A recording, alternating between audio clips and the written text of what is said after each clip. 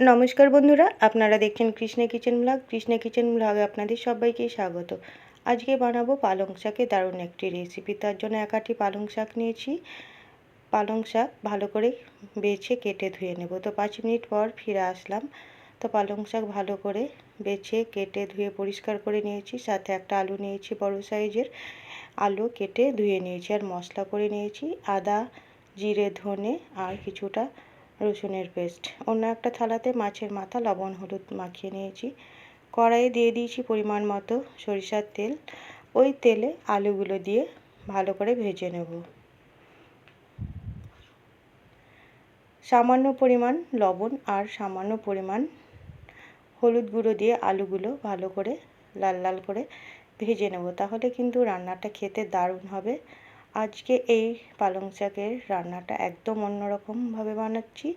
তো বন্ধুরা, আপনারাও যদি একবার এইভাবে আমার মতো করে বানান তাহলে কিন্তু খেতে দারুণ লাগবে। অবশ্যই একবার এইভাবে বানাবেন। তো আলুগুলো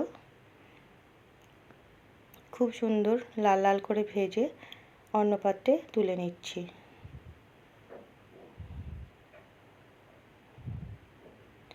আজকে এই একটা রান্নাতেই বন্ধুরা আপনারা পুরো ভাত খেয়ে নিতে পারবেন। তো আলুগুলো তুলে নেওয়ার পর ওই তেলে মাছের মাথাটা দিয়ে দিলাম। মাছের মাথা ভালো করে হাতে সময় নিয়ে ভালো করে লাল করে ভেজে নেব। তো এক সাইড খুব সুন্দর ভাজা হয়ে গেছে। কিছুক্ষণ পর উল্টে দিলাম অপর সাইড। তো আরও 5 মিনিট পর ফিরে আসলাম। মাছের মাথা খুব সুন্দর ভাজা হয়ে গেছে, দেখে বুঝতে পারছেন লাল করে ভাজা হয়ে গেছে। তো মাছের মাথাও আমি তুলে নিলাম। ওই তেলের মধ্যেই দিয়ে দিলাম হাফ চামচ গোটা জিরে ফোড়ন, একটা শুকনো লঙ্কা আর একটা বড় সাইজের পেঁয়াজ কুচি।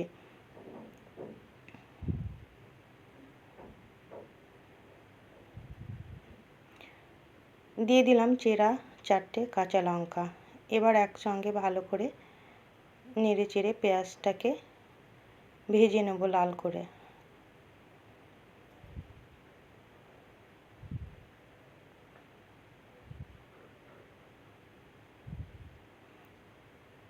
এখানে স্বাদ মতো লবণ আর হাফ চামচ হলুদ গুঁড়ো দিয়ে দিলাম। এর আগেও লবণ দিয়েছিলাম আলু ভাজার সময়, তো সেই মতো বুঝে আমি একেবারে লবণ দিয়ে দিলাম। এই লবণ দেওয়ার ফলে পেঁয়াজটাও তাড়াতাড়ি বেশ ভাজা হয়ে গেল, দেখে বুঝতে পারছেন লাল লাল করে ভাজা হয়ে গেছে। দিয়ে দিচ্ছি ছোট সাইজের আধখানা টমেটো।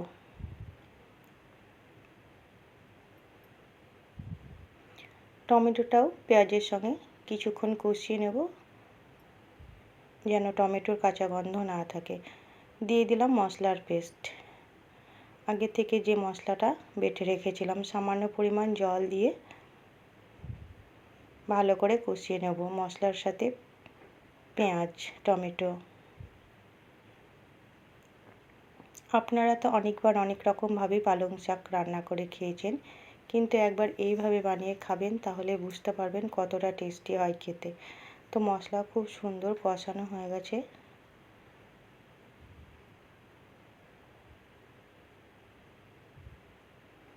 এই পর্যায়ে দিয়ে দিচ্ছি আগে থেকে কেটে রাখা পালং শাক।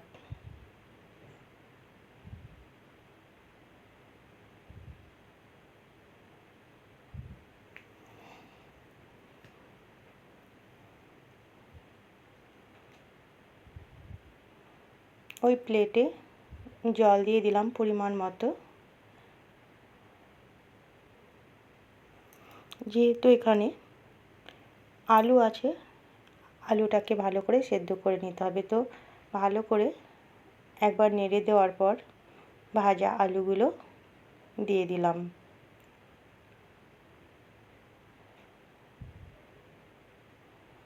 এবার একসঙ্গে ভালো করে আরেকটু নেড়ে চেড়ে ঢাকা দিয়ে দেব। ঢাকা দিয়ে কিছুক্ষণ রান্না করে নেব।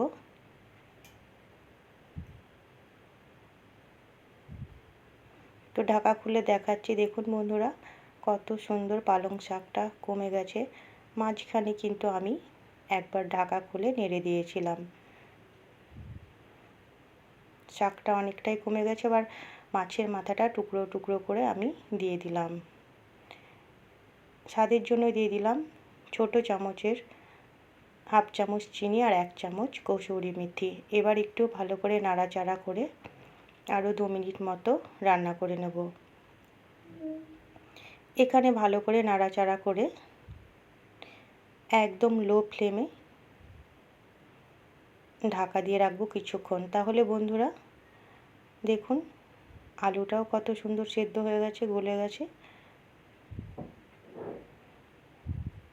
আপনারা অবশ্যই একবার এইভাবে পালং শাক রান্না করে খাবেন, তাহলেই বুঝতে পারবেন কত সুন্দর হয় খেতে।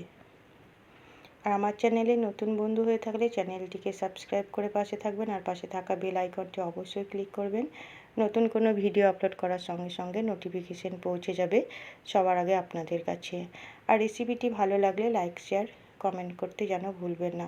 তো আমি ঢাকা দিয়ে দিলাম। একদম লো ফ্লেমে রান্নাটার টেস্টটা কিন্তু দারুণ হবে। দেখুন কিছুক্ষণ পর ঢাকা খুলে দেখাচ্ছি। তাহলে তৈরি হয়ে গেল আলু পালং শাক মাছের মাথা দিয়ে দারুণ একটা রেসিপি। সম্পূর্ণ ভিডিওটি দেখার জন্য অসংখ্য ধন্যবাদ বন্ধুরা।